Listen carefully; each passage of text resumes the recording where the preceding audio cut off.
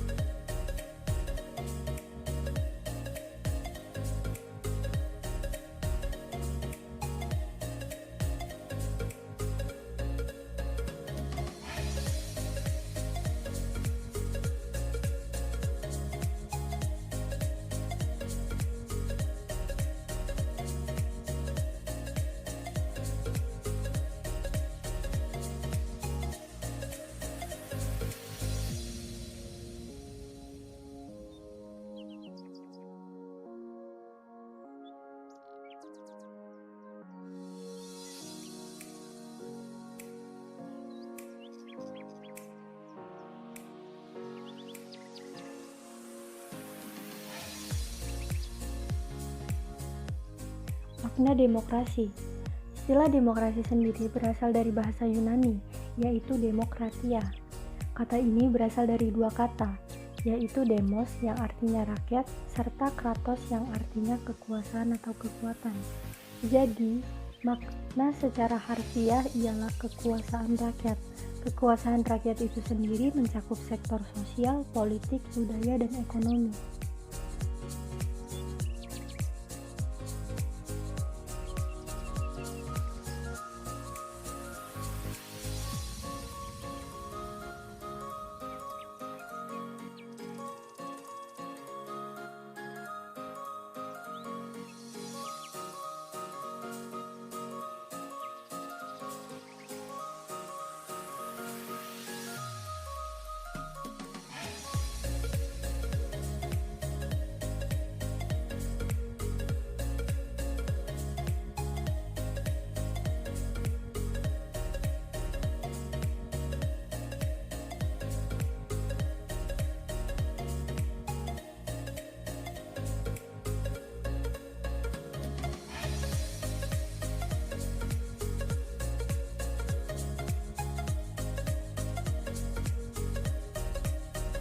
Di sini saya akan menjelaskan tentang prinsip demokrasi dan ciri-ciri demokrasi.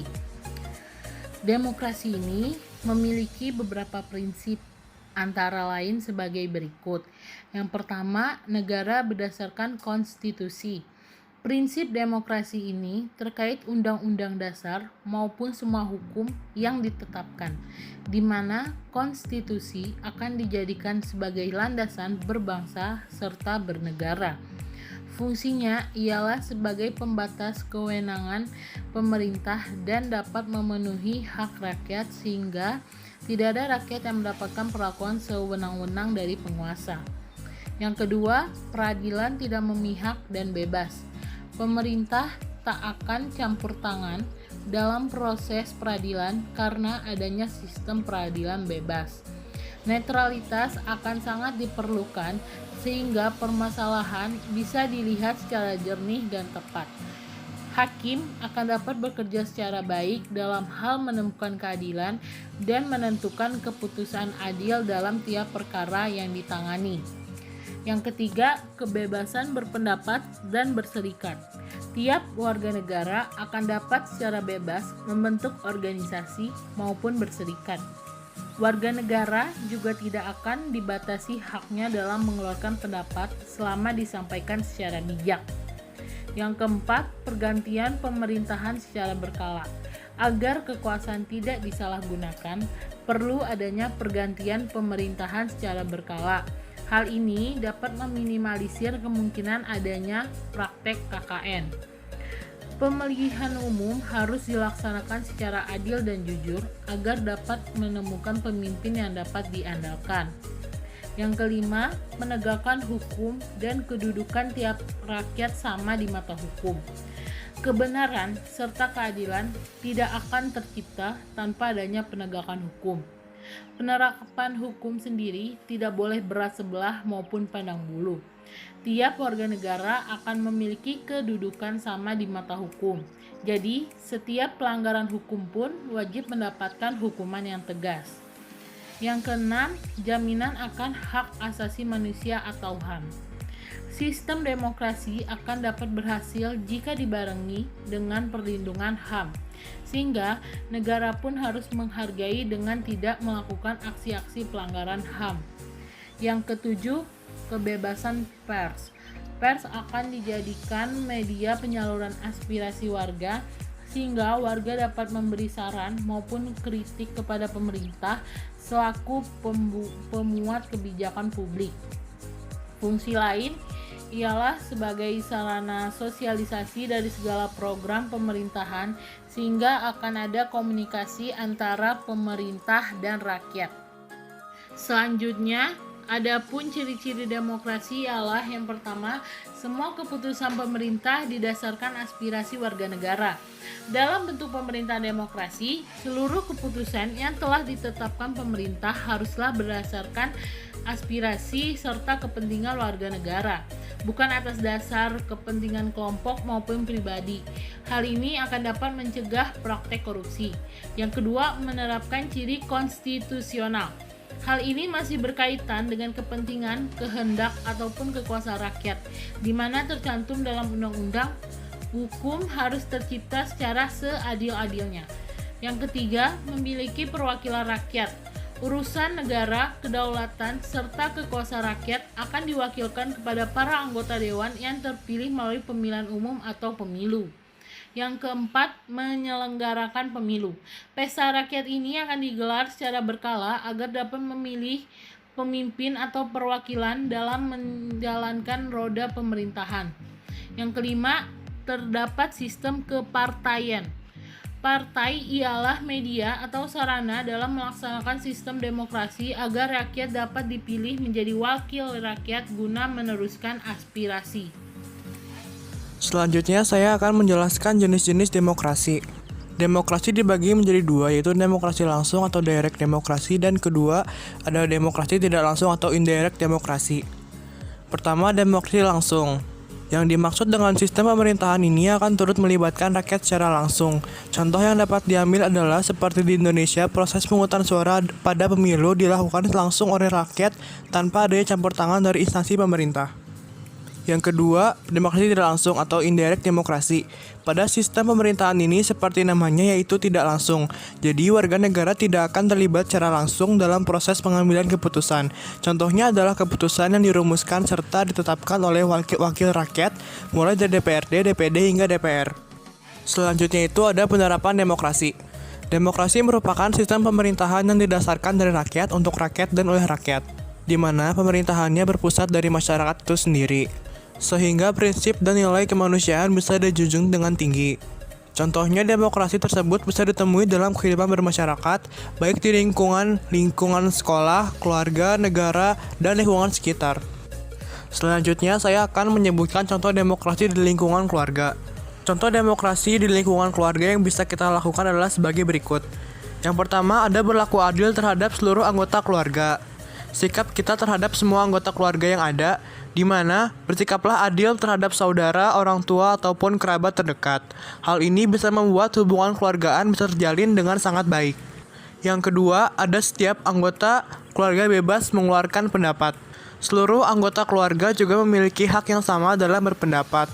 Hal tersebut harus dijaga dengan baik agar tidak terjadi yang namanya salah paham terhadap suatu perkara. Apalagi bila salah paham tersebut tidak diselesaikan dengan baik akan berakibat fatal bila tidak segera diluruskan. Yang ketiga ada mengatasi masalah keluarga dengan musyawarah. Bila terdapat suatu masalah dalam keluarga, maka lakukanlah musyawarah bersama dengan anggota keluarga. Jangan ragu untuk melakukan hal ini karena keluarga adalah orang terdekat yang pastinya akan mengerti bila didiskusikan dengan baik. Yang keempat ada mendahulukan kepentingan bersama. Walaupun di dalam keluarga yang baik dan harmonis, jangan sekali-kali mementingkan diri sendiri pada keluarga tersebut. Keluarga patutnya menjadi hal berharga yang harus dijaga dengan baik. Salah satu caranya adalah dengan mendahulukan kepentingan bersama di atas segalanya. Selanjutnya saya akan menyebutkan contoh demokrasi di lingkungan sekolah.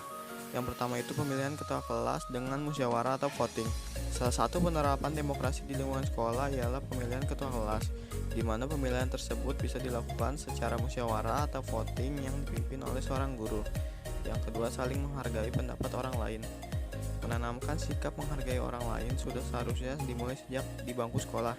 Di sini peran seorang guru sangat penting untuk mengajarkan muridnya tentang sikap tersebut. Yang ketiga, penerapan jadwal piket bergilir. Menerapkan jadwal piket pastinya menjadi suatu pembelajaran yang bagus bagi siswa. Di sini dengan adanya jadwal tersebut membuat siswa tahu bahwa setiap orang memiliki hak dan kewajiban yang sama. Yang keempat, tidak adanya diskriminasi. Sekolah sudah seperti menjadi rumah kedua bagi siswa-siswanya. Oleh karena itulah menjaga lingkungan sekolah dari hal yang tidak enak seperti diskriminasi adalah hal yang penting untuk dilakukan. Selanjutnya saya akan menyebutkan contoh demokrasi di lingkungan tempat tinggal. Yang pertama itu melaksanakan hak dan kewajiban di tengah masyarakat.